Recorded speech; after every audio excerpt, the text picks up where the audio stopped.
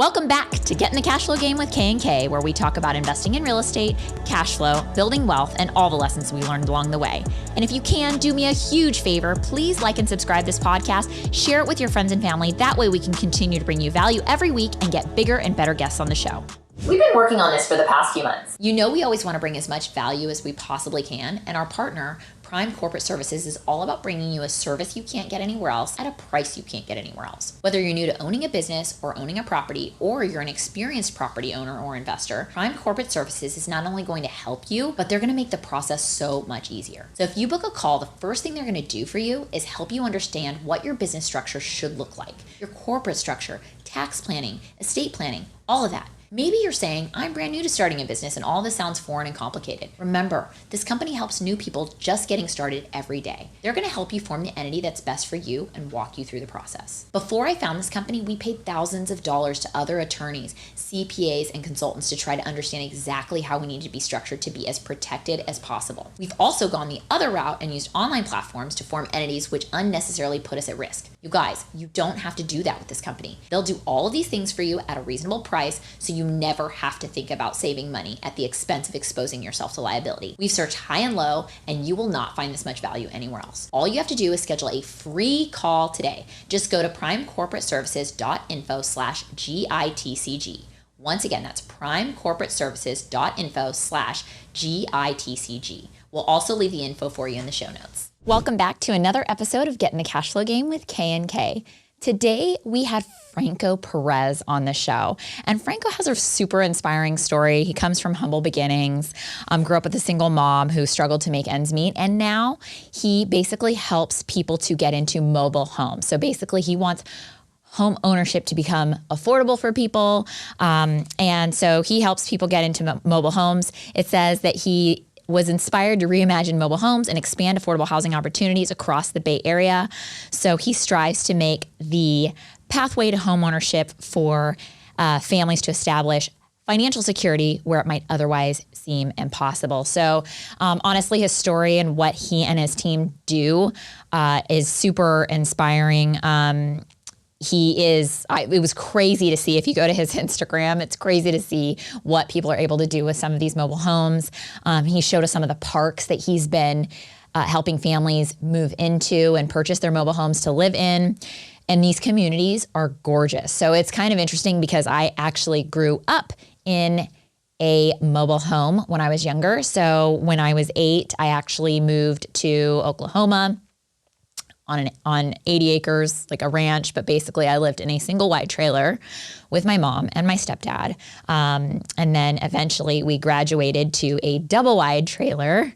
And my friends used to tease me when I was younger and call me rich trailer trash. So I know all about growing up in a mobile home and not being able to afford anything else. And there is kind of a stigma attached to it. So it's pretty cool that Franco and his team are really trying to change the stigma around owning a mobile home, because it is actually a good step in the right direction. How you can buy a mobile home if you can't afford a regular home, especially if you're living in California and a lot of different cities. So he's done mobile homes in Malibu, San Diego, the Bay Area, and this just really makes it affordable for families to own and actually start building equity in their home. So this is a really great stepping stone for a lot of people that they didn't realize was possible. So without further ado, let's get into the show. I am so excited for you guys to hear this one. He's really got a special niche, and he is just a really solid human being. Thank you guys so much for tuning in. I hope you're enjoying the show. If you are, please do me a huge favor and take a few minutes to write a review about our podcast. This really helps us to get better and better guests. It helps us to understand what you love about our show, what more you want to see on our show. Please, please leave a review. That is the lifeblood of our business, and that is how we can keep going and growing and doing better.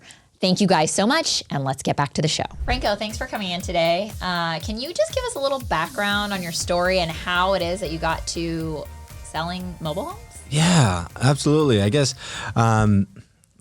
my personal story, I mean, I grew up in the Philippines, moved to California with a single mom and a younger sister.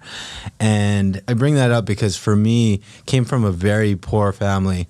It was very tough every month. I remember growing up, my mom struggling to pay rent at the end of every month and not having enough money to kind of afford it, and all the stresses around that. Right when I was 18, had to drop out of college and start working full time. Did that for a while and got into real estate from doing like flyers and stuff for agents before. So I was like, hey, I talked to my boss. I'm like, I need more money for marketing. They were like, we can't pay more for marketing, but I can teach you how to sell. So got into door knocking, got into calling.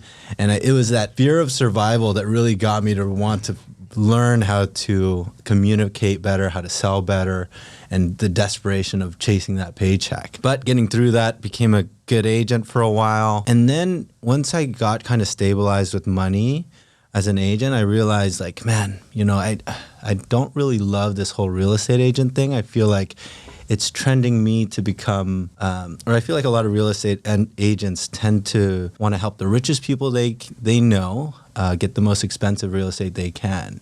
And to me, I just want to go back to finding something that would really help people that were in my shoes get ahead, just get out of that rat race of paying that rent and better educate more people around how real estate can really help them make that next step ahead, right? So sorry to go off on a No, I love that. That's your story. That's amazing. Yeah. So like, it's funny because we know other people that came here or similar, you know, grew up where there was no money, and I think they got into real estate and they're just kind of like, I need to figure this out for me, but I got to take care of my mom and my sister because their ability to make money is just not there. Like they just don't understand it. And some people I know made thousands of cold calls or knocked doors. So they got their first deal and made money. And I think having that though too, like what you said is, you know, we always say like, we're just entitled Americans here, you know? I mean, a lot of people are like people that are here, I go, I understand the opportunity here. If you travel the world, you realize we have it lucky here, and there is opportunity other places there really isn't. And I think like you having that mindset coming here and doing that, it's like, that's what it's easy for you to do that. For like people that are here, it's so hard because they don't get it. Yeah. You know, it's all appreciation and perspective. It's like, you know, you have people that grow up here that don't really see what life could have been. And then I make it a point to go to the Philippines every once in a while to see, like, you find people that are so grateful for what they have, and then you go to their homes, they literally live in a shed, but why are they so happy and that sort of thing? And you go here, you have people with a roof over their head, all the government support that they can, all that like all the opportunity, and they don't take advantage of it or realize that it should be something appreciated, right? Gratitude's the word, right? Oh, absolutely. Like, yeah. So and we'll find it, and like we were talking about who we meet before, but I feel like everyone that's made it to that next level has been through some sort of struggle or found some sort of energy through passion of something they want to change, right? So, but it all stems from where we came from and how we grew up too. Well, you know, it's an interesting thing that I heard from someone else. I don't know if this is true for like the Philippines, for example, but for example, we have a lot of people that come from Mexico, and they say, you know, the crazy thing is that in Mexico, you don't have debt. Like if you can't pay cash for something, you don't go get a loan for it. So everything that you have is what you can pay all cash for. So then you move to the US and they're like, oh, you need a credit card. Oh, you got to buy a car. You got to get an auto loan. Oh, exactly. you need to buy a house. You got to get a mortgage. And so then all of a sudden you start racking up all these debts like cell phone bills and utilities and houses and cars and credit cards and all this stuff. And so apparently we're like a nation that's like built on debt. And it's a very I think that instant gratification, you know. Right, but I think that kind of plays into the unhappiness of people because not everybody handles that stress very well of feeling like I'm in debt. How am I going to pay my mortgage? How am I going to pay my rent? How am I going to even afford to buy a house? How to get a car that's like reliable? All these things. I don't know. Is that culturally, is that typical in the Philippines as well? Like people don't operate off debt as much? Yeah, I'd say so. It's not as available as it is here. But to add to what you were saying about the stress element, I feel like there's an element here where it's like people are a little more materialistic. It's like I always have to have a car like my neighbors. I have to have the right clothes to be able to fit in. They say staying up with the Joneses or exactly keeping up with the Joneses. Exactly that. And I just met a friend in Israel. Like there's a lot of very wealthy people there, but you know, they don't have that element to it. Like they're driving old cars and that sort of thing, and then you find out their portfolio, they own a ton of mobile home parks or that sort of thing, but different very, values. very modest people. But yeah, it's definitely the values, like you said. Yeah, I feel like real estate, because we work with a lot of real estate investors here. I mean, from very wealthy to, you know, it's all the way down.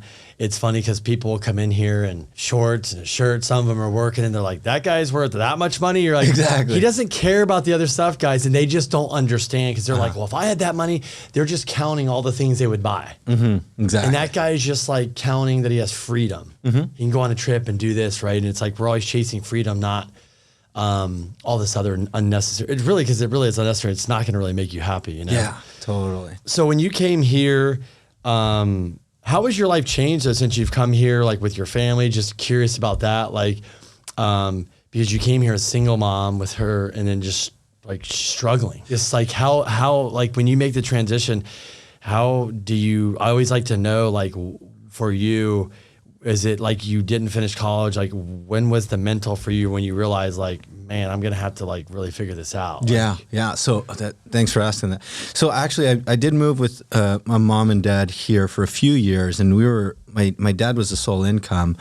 Then during the '08 crash, that's when when they divorced, my dad left. My mom had to figure out how to work, and then there was a few months where I was like ending high school. And honestly, like I kind of had that perspective too, like just wanting to, I think everyone feels like they're working their best at being who they can be. But it was the point that when my sister wasn't going to be able to go to school the next year because we didn't have a valid address. And that was where like, shoot, you know, for me, like I feel like I don't have as much energy to make myself survive. But to know that my sister was reliant on me, that was really a fear that I had. And I was like, I don't ever want to put my younger sister in a place where she's not going to be able to go to school or have a home. And that fear itself is like, you know, I feel like that built my drive to want to work early mornings, late nights, and just get something done, right? Because I think when you go through that pain, and not knowing if you're going to make it, it's something to be fearful of. But some people don't go through that and end up, I don't know how to describe it, but just going through life, just seeing what opportunities come without much of a drive, right? Yeah, I think and I'm thankful for that moment. Oh, you know, for sure. It made you. Yeah. I feel like if my dad still supported me then, I would have just gone to school, just done a regular job too. Isn't that crazy? It's insane. But during that time, you know, very hard. You know, I was going through kind of a depression phase, that sort of thing. But now looking back at that time, I know for a fact if that didn't happen, I wouldn't be who I am today. Yeah, I my parents got divorced, and I remember like calling my dad one time. I was like, "Hey, thanks." He's like, "What?" I'm like if you didn't do what you did and get divorced, I'm like, I wouldn't have been the person I am in many ways. Like personally, this, and then that was like the first time the rug got ripped out because my mom was like. First time we're like, okay, he's out of here, and now you're on your own. You're like, whoa, this is crazy. Yeah. And then the second time was in the '08 crash when I had met Crystal, where I had a partner, the rug got ripped out. But I was like, okay, here we go again. And I knew, I'm like, okay, either go this way or this way, right?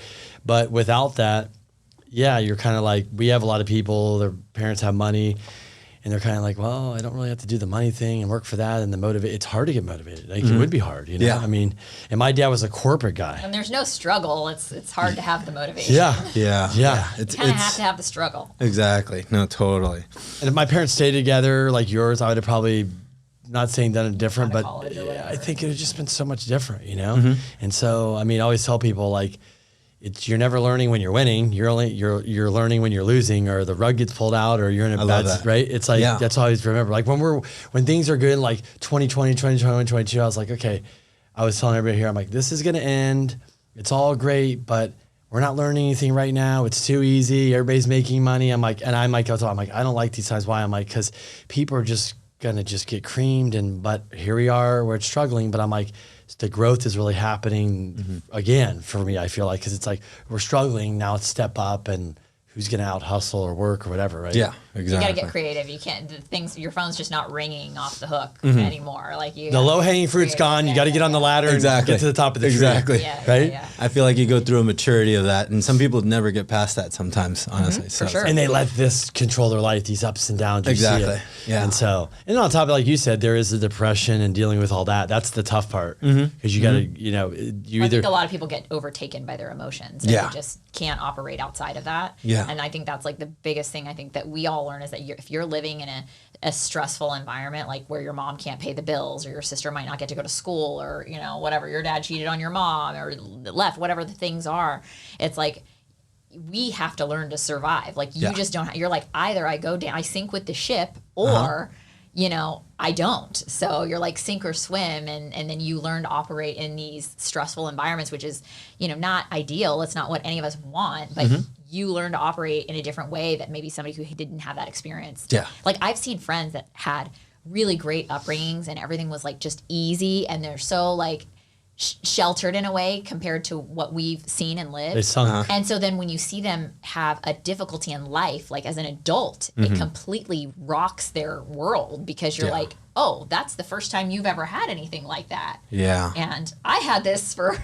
since I was a kid. Yeah. Yeah. So then you learn like, okay, I adapt a lot faster just because I've simply been through it a lot sooner. Yeah. Yeah, exactly. It's something that's, we'll see it. I mean, because we know so many people, you'll find like wealthy families have unmotivated kids, and then which create. Someone said it in a great way. I forgot how. I'm not going to be able to paraphrase it. I know where you're going. It's just it's crazy, but I think we're sitting here talking about it because I think it's such a struggle for people. And here, take like California, it's sad. I mean, you can drive around and people that had a thriving family, and one of the kids just maybe was depressed because, like Crystal said, you can get depressed because like everything's so easy. I can get everything I want, and that could be like, how are you depressed? You're like, because they're not challenged. Yeah. I mean, if we're not challenged as a person ourselves, like I would be depressed. Just sitting around, it's like it just eats you, and then they turn to alcohol, drugs, or something bad, and then it's like now they got to deal with that layer. So I mean, a lot of people in your position could be like, yeah, it's easier just to do this, and then not in the end, but in the interim, it is. Absolutely, and that's why I chose to kind of focus in this realm, is because there's so many hardworking people, blue collar workers, that sort of thing, and teachers that live in very important areas like this, that really, if what's happening in the whole teacher industry is if they don't already own a home, or if they don't have family that priced out, they're getting priced out, they're having to move out of the area, and then or they're commuting from very far. That's expensive, gas, time, energy. Exactly. But, they're not really given the right opportunities or the right education of how they can, hedge that, or how they can be better financially stable and that sort of thing. So after I was doing my real estate stuff, I decided to try affordable housing with the government, that sort of thing. And then came across, because what I realized is, in San Jose or the Silicon Valley, it's either like $3,500 a month for rent, or you buy something at $1.7 million, like a median price, right? And there's crazy, nothing, right? nothing in median, between. yeah. So how do you expect somebody like a regular family that's chasing to pay that rent to save up for a down payment of $200,000 or above for a single family home, or even save up for anything, right? Yeah, it's like by the time they exactly. do this, like Chris had the car and this and that, it's like they got nothing. Yeah, totally. So, and then really look down to what affordable housing stuff is. It's really just like rental support and all these things, and it doesn't really help families that much. And then I came across mobile homes by accident and realized that it's a perfect stepping stone for that in between for people to be able to attain a lot of the ownership benefits, the tax benefits, the appreciation, and having a loan like we were talking about, to be able to own something right before being able to own real estate. And that little edge helps so many people get out of that rat race of renting. And it's just been, I love it because the people we're helping are genuine families that really just need a home, that really just want to get a step ahead. I'm curious too. It's like, interestingly, I grew up in a trailer, a mobile home as a kid. So when I was young, I moved we had a single wide trailer, and then we graduated to a double wide trailer. So I'm familiar with all of that, but it's interesting to me because I feel like in some of these larger cities, some of these mobile home parks are almost a dying breed, right? Because like you said, the multi-million-dollar developers can come in, scrape that, put some monstrosity of, apartment buildings or luxury condos or whatever up. So how, I'm sure you know much more about this and how to get people into mobile homes. Like I even see mobile home parks here closing. Like there's a couple cool ones kind of by the beach, and then there's some other ones that are inland like Vista, Escondido, and things like that. So where do you find these, and like how can you strategically help people to like find one of these places that's convenient for them? Yeah, so there's a few elements to that. There's surprisingly so many bad myths around mobile homes. Like, for sure. First off is like that they're a lot of people are trying to close them down because they don't understand really how, that they're not like for drug dealers or criminals. They understand the value in them, right? Exactly. Like, And they've never actually been, you have no reason to go into a park unless you know someone that lives there or that sort of thing. But when you actually go into these communities, they're very nice, beautiful communities that, that you can have your kids play around, that sort of thing. And it's actually quite surprising. And then the other element you were talking about, parks closing. I'm part of a lot of government stuff around it too, but there's always protections for the residents. So if a park, it's similar to eminent domain. So if a builder wants to redevelop that, they'll have to pay them for what their home value is, plus their moving costs and a percentage above that. So, so let's say you bought a mobile home for $300,000 or whatever. If for some reason they close, you're going to end up with that plus more. Usually about it's unattractive for developers, which is good. Correct. It's unattractive, but also I say that because your investment in there is kind of protected, right? So it's not like you go to zero if they close the park. But with that said, surprisingly, there's a lot of mobile home parks that people don't know about in San Diego and the Silicon Valley and that sort of thing, and they're perfect prime locations for people. There's a lot of and you mentioned, single wide to double wide and that sort of thing. But the key thing that with what you said is there's progression, right? So you're raising the value of the home, but in a much smaller level, but you're able to, it's much better than renting, right? $3,000 a month on renting for an apartment for 5 years, you don't get any of that back. And you're building equity. Exactly. But in the mobile home side, you can make that same payment by just being in a different style of home and have equity, have appreciation, and then have tax benefits as well, right? So the first is understanding how mobile homes work and breaking that myth of what we feel like it looks like, because the media makes it look so bad, and understanding how financially it helps.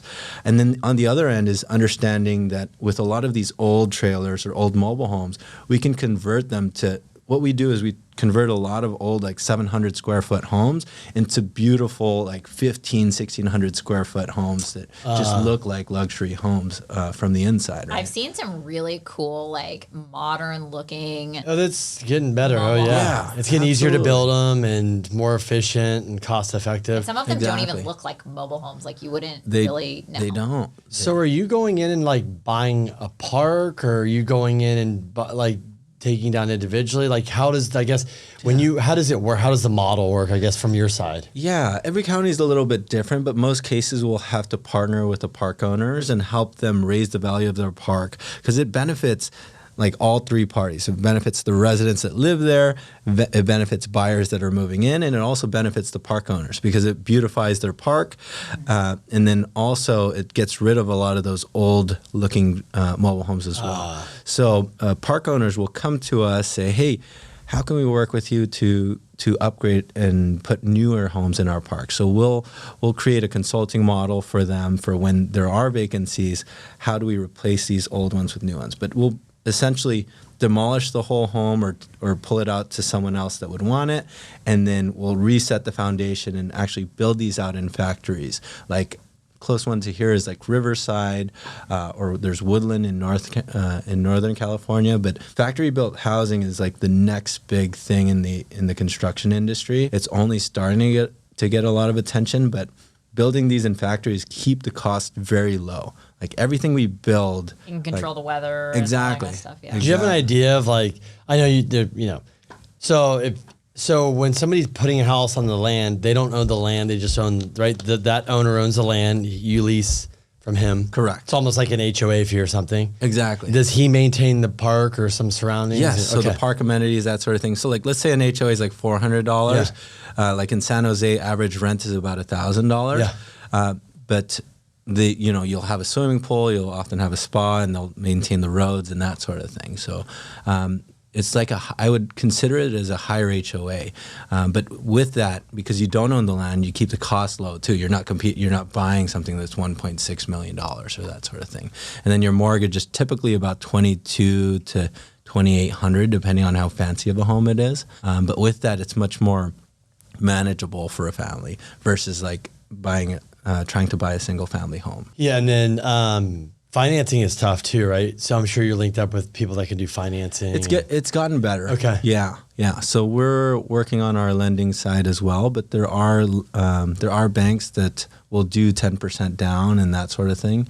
On the older homes, it is hard to finance, but with the newer ones we built, 1976, yeah, okay, exactly. okay, See, you're familiar with this. Yeah. It's So, the older ones are harder to finance, but the new ones that we build are much easier to finance. So is the government stepping up to help? Is it like you would think like a Fannie or Freddie product would start realizing like, knocking on the door going, come on guys, like, Exactly. It's part the stigma thing, because the truth is like, when I mention in California, for residential financing. Well, there is a stigma around not owning the land. Yes. Well, That's a big when you thing. say mobile home, it's like, it's like literally, you're like, why? Well, keep in mind with what we're saying, a lot of it is really beautiful parks in California. Yeah. Yes, and it makes a lot of sense here. But most of the country, it might actually be as bad as like the media makes it, right? Yeah. So in our area, or it's tough to get Fannie Mae to back us. Exactly. If it's only like a metro issue. Okay. I guess is what I'm saying. But there are lenders that will loan against it. I mean, that will loan for these homes. And you're right, there is a stigma against not owning the land, but people have to, everything is always relative to your current situation, and how do you get from your current situation to a better situation, right? If you're capable of buying a single family home, you should do that, right? But not everyone can. Exactly. Now, if you're renting and you're trying to buy a single family home and you're realizing you're probably, most people think that in 3 years, I'm just going to financially be way better and going to be able to purchase, but that's a moving target. These $1.5 million homes become 1.7, and it never ends up getting lucky. better. Exactly. If you're lucky, exactly. Other might be 2.5. Exactly. So I say that because everyone has their own opinions and things against everything, right? But you always have to have your metrics related to your current situation. If you're paying rent and you've been paying rents for years, how do you optimize your housing payment or change your housing to a much better cash flow model that will go to where your money will go towards something that you actually own, right? So if you're coming from renting, buying a mobile home is almost always going to be a much better situation, right? But if you're coming from single family, we also have people from single family that want to downsize too. Like a lot of older cut the cost smaller, just more efficient. And they have alternative investments and that sort of thing. But there's always going to be people that will say something bad about something. But I think people always forget to. It's always relative to everyone's different situation. I think this is a great stepping stone, actually, because I really never thought of it that way. But it's kind of like, we all have to take baby steps, whatever that means for us in our lives. And so this just gives them like an in-between, because a lot of people think they have to go from a renter to a homeowner. Exactly. And the in-between for most of us is, okay, buy a condo, which isn't always super helpful depending on the HOAs and stuff like that. But my question, too, is how does it work? Like, let's say someone lives in a mobile home park and their goal, I think, for some people, their goal is to get to a single family home. So what is appreciation and like how marketable is selling a mobile home? Like those kinds of things that help people to get to that next level. Yeah. Also maybe a cost too. Like and then it's like, because I know they're like way different than they were when you lived in one, Yeah. So, I mean, I have a bunch of use cases and stuff of families that have gone through this, but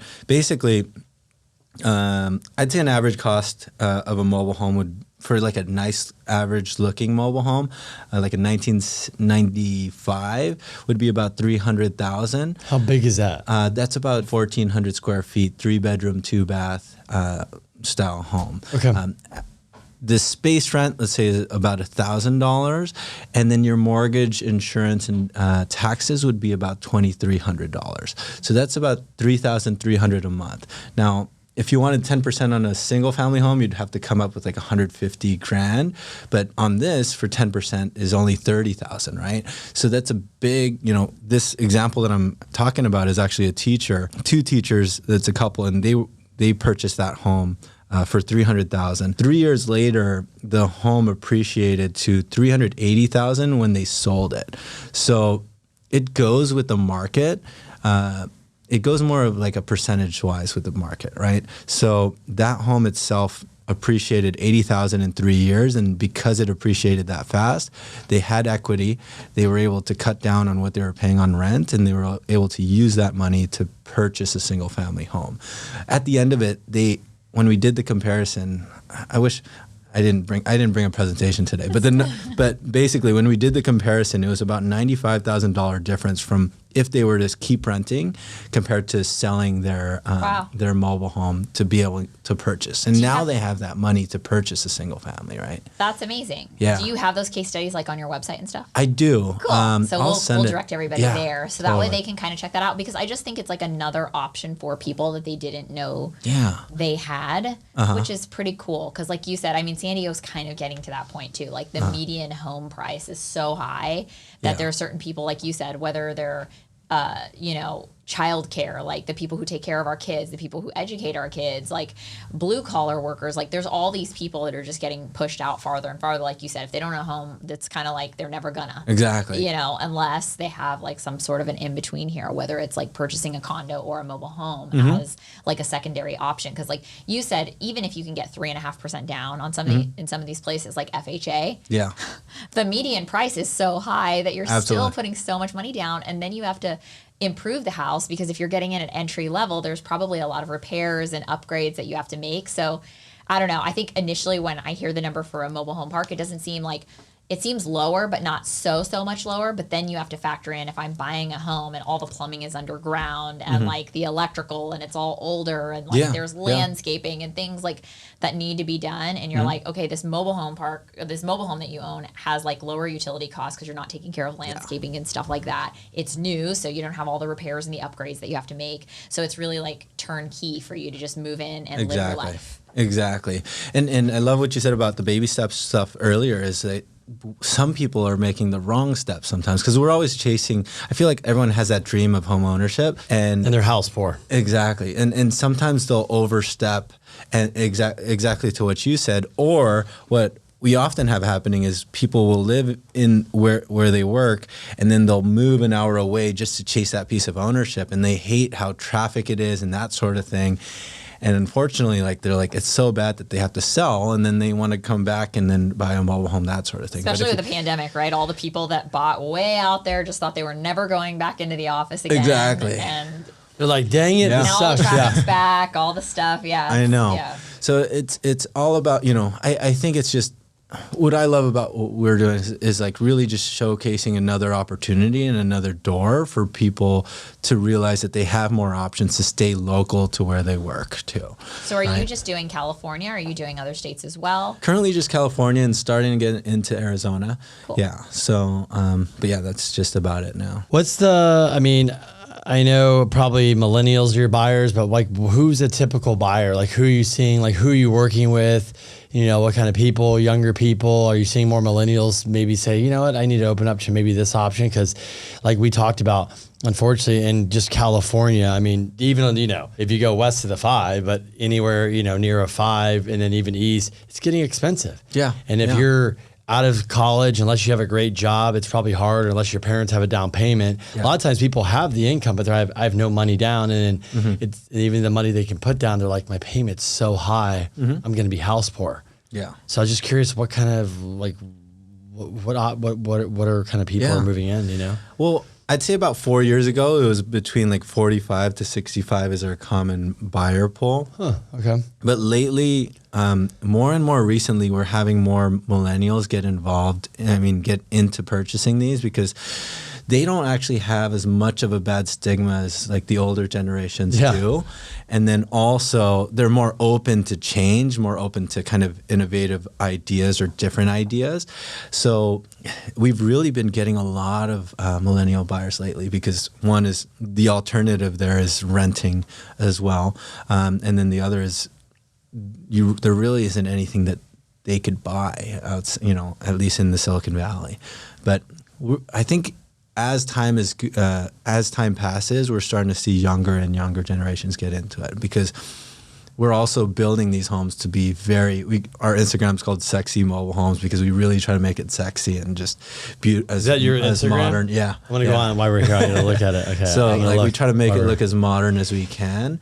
And with that, people are starting to see how beautiful this type of housing could be. Yeah, I love that. I checked out your Instagram too and watched some of your stories. And I really love what you just said though about not only the baby steps, but I think helping people to understand that this is an investment too, just because a lot of people don't have enough money to start investing in the conventional way that they're used to seeing, which is buying a home or whatever. So it's like you can actually still invest. That's a mobile home? Yeah. Yeah. Yeah. And still have your money make money. Yeah. So you can buy this as an investment and still, make money with that money. Yeah. And kind of get in at a lower threshold than the average person, which is really cool. This is ridiculous. Yeah. So quick questions. Just want to ask why I'm so if you can't see this, but looks like this is last year. It's really nice. I'm going to watch again. So tell me about where you're at. How tall are the ceilings here? This one is actually a 12-foot. So it's actually a flat roof. So it's 12 foot in the front where you can see the hill view right there. And then you have the stack window over the sliding door. And then it's 8.5 feet in the back side. So it's a full So it's a 12-foot ceiling in the front? 12-foot ceiling in the front. It's beautiful. Wow. Yeah. How big was this one? This one, 1,500 square foot right here. This... And you have the waterfall island, So is it you guys... It comes and you put it all together there? Or is it how does this get built? How does it look like this? It's a mix of both. Okay. So there's a lot of designing and planning that's done before we start building in the factory. And so there's a whole lot of engineering done. There's a balcony. Exactly. Yeah. It's really nice. And this is what we're trying to, it takes a lot to break that stigma, and we really have to push limits of style of how we build these homes to gather that attention. So is that so? Kind of jumping into style because we love style. Are you kind of then coming in to help with the style and design, or who comes up? Like who came up with that style design? Is that like the developer or? That was someone on our team. I partnered that with the park owner. Yeah. So this is the kitchen here. Yeah. It's crazy. If you're in here and somebody just woke you up and was in here, you probably would not know you're in a mobile home park. Mobile home. No, totally. Ask you that. Does it feel like that? Because I used to get teased as a kid because I lived in a trailer or a mobile home, and none of my other friends did. Oklahoma. Oh, okay. So I lived in Oklahoma, and none of my friends actually, even though you would think maybe people in Oklahoma would live in mobile homes, I was the only kid. Yeah. So my friends used to tease me like, "Whoa, I feel like I'm floating." Like they would tease me. That was like a joke. Yeah. You guys have like. Does it feel like that in these, or they feel like absolutely super not? solid? No, they're solid. These keeping like the way as construction progresses and changes, there's so much more regulation and so many different inspections that are required in every city and at every stage of the construction process. You cannot rock the home in itself, but these are very heavy homes and are set on a very solid foundation, then tied to the ground very tightly as well. Okay. So you definitely, but there are still like a bunch of older ones where you can that aren't built to that quality. That we help with too, but I don't want to down talk the older homes, but with the newer ones, they're so much more sturdy. Well, it's like anything like too. Exactly. It's like like what is that new one? People get KB homes, and I feel like the quality of KB homes sometimes aren't that great, right? But it's the one we were looking at. How much is that one? Probably 1,500. That one's all styled out. This is a bad example of what we're talking about. That was built in Agora Hills, and that went for 1.1 mil. Yeah. No. So I wanted to say this because you probably know this. So, But for context wise, in San Jose, that would be about 500K. In San Diego, probably around 470. And why is it so much in there? It's kind of like location. It's like Agora Hills, right? Yes, yeah. exactly. I grew up in Westlake Thousand Oaks. There you go. Right there. Yeah, okay. So like the same single family home can be in Oklahoma for 300,000 or so, and then in California it'll be 1.5 million. Okay, so ready? What is it in Malibu? The one in Malibu? Because I drove by. I remember like the most expensive mobile home park in the world. Isn't that it? Like there's like north of like 1. I don't know exactly, but I think I've seen a 1.7, 1.8. Yeah, or so. for a mobile home. No, they're right. Exactly. It's right there. I drove. I'm like, that's like this is like insane. that's always But tell that's people. actually pretty cool because people who really want to live by the beach, but they Yeah. can't afford to pay $10 million for a house. They're Exactly. like, all right, I'll go get a Yeah. mobile home. Exactly. Exactly. Same concept, different area, right? Yeah. Different numbers, right? Yeah. But the same for like San Jose, or they want to be able to own there, but they can't exactly buy $1 million home or like a $2 million home. I can definitely see the difference because I do remember being younger when my parents bought that mobile home and it was really expensive for them, and I think it was like just under $40,000. Yeah. Wow. At the time. So Yeah. that's like the difference, because I'm sure if you went to like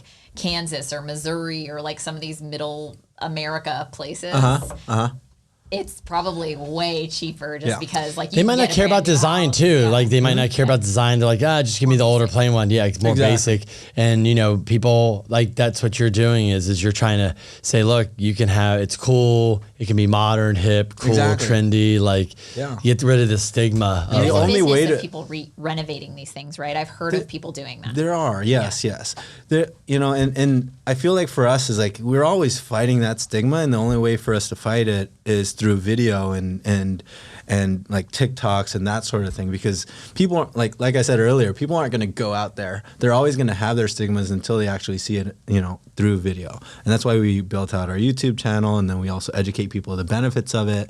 But yeah, I just urge people to really just take the time to erase the myths that they have about it and just take a look at kind of how these look, because also they have warranties. They have, these companies won't warrant their builds if it wasn't of high quality either, so. But we need more affordable housing options. This is great. Yeah. So it's like we can do that same thing in other metro areas and at different scales as well too. Yeah. One of the things I wanted to ask you, kind of wrapping up, is I was reading about your stuff, and I think what the big pull for you is there's affordable housing, all this, but it's really like I think what your goal here is take somebody that's like, the chances of them ever buying a home or a condo is just maybe never going to happen. Yeah. But you're like, and we all know here, we're talking, if you just stayed renting your whole life, when you pass away, there's no equity, there's nothing for the kids, there's nothing, right? And so what you're trying to say is the person that's stuck renting is almost like at a poverty level because they can't, we go through inflation here and everybody's learned what is inflation? Well, if you didn't know, now you know, right? But inflation, the people that are winning have assets. Yeah. If you didn't have assets, you're getting hammered. Exactly. Because your milk, everything's going up. But if you didn't have anything else that went up with it, you're getting hammered. Rent, though. Exactly. Yeah. So what you're saying is you could take a person that would not be able to buy a house in one of these areas, San Diego, San Jose, Agora, wherever, right? And they have a chance to get out. And if they stay, maybe they stay in that mobile home for 20, 30 years, but they're going to have equity. And whether it's $100 grand, $200 grand, $300 grand, it's something they could leave or it's something they have. If they stay renting, they'll have nothing. Not necessarily nothing, but just when we're talking about property owning, property. No assets. Exactly. Yeah. And that's one of your things is like you are seeing people move out of that, if we call poverty level, to come into this, and they stay in a nice, beautiful place. They can gain equity. It's like huge. And with what you just said is like the thing is that we at this level kind of understand that now, but when I was in that phase, nobody ever taught me the importance of ownership and what inflation was and how do we project where we're going to be 5 years. I was never taught that. My parents never really understood that either. And we need to teach more people to look out for that and plan for the future instead of just paying for the now, right? Well, it's kind of interesting because you have that first step of just like, you don't know what you don't know. Like, you literally have no clue that you need to have assets. But then when you find out about that people have assets and like, this is a thing, this is how people get wealthy or build wealth or whatever, then you're like, oh, that's just for rich people. Like, I can't do that. And then there's like that next hurdle of being like, no, like, you have options too. Like, you can be one of those people. You just have to take the steps to start building it if that's what you really want. Yeah. So it's like, I feel like too, a lot of people feel like it's just too hard. And then they go, oh, that's not for me. That's just rich people. Yeah. You know, so getting them over that hump to go like, oh, wow, I could actually buy this as an investment and build equity and make money. And I can do that too. It's not just wealthy people. Yeah, you can, and that's what we have. It's just what's attainable to you at that moment, right? And what's believable. Because unfortunately, for a lot of people, that dream of home ownership is disappearing. It's gone. Like you just said, it's like that's really only for We're turning it to renter's nation. Build to rent. Yeah. All that. That's the big conversation now, right? Exactly. So, and then how do you? So though, I was going to piggyback on that. How are you finding and educating these people? Like, that because like you said, is when you came. You come to this country and you're just working, and you're like, you're not learning. If you're not around the right people, like you're just trying to make it, trying to survive. Yeah. And so now it's great because we have YouTube and podcasts and all this stuff, but how are you educating? I mean, we do a bit of speaking gigs for like some government stuff and schools as well. But realistically, I think our big focus is really educating people on the YouTube and podcasts and just building awareness about it. For me, it's just if they're able to see that this can help get them ahead, that would mean the world for me, because I remember how it was being in those shoes. And if I would have known to be able to purchase a mobile home back then, I know that I would have been able to get ahead faster and a little bit easier, right? But yeah, your question, it's still a puzzle. I want to try to broadcast it to as many people as I can, just to share the knowledge about it. But I think video is the first step. Cool. Yeah. Where's the best place people can find you, learn more about this? Maybe check out your videos where you guys have stuff going on. And all our links are on www.franco.tv. That also has like our food stuff too, but that shows all our mobile home stuff, our sexy mobile homes. You can really see the videos of all that. And I mean, you can find us on YouTube for that too. Awesome. Cool. Well, I mean, it's honestly, it's really cool what you're doing. I can't agree with you that we're definitely in like a place like California. It's tough to build here. It's tough to get regulations. We're not building enough affordable housing. And so anything anybody can do to help that. I mean, obviously you're finding a way that, hey, we can make it sexy and we can help people out. Exactly. So, go follow you, go have a follow, go learn more. And we really appreciate you coming in today. Yeah, really appreciate you guys too and what you guys are doing. So cool. Thank you. Awesome. Thanks.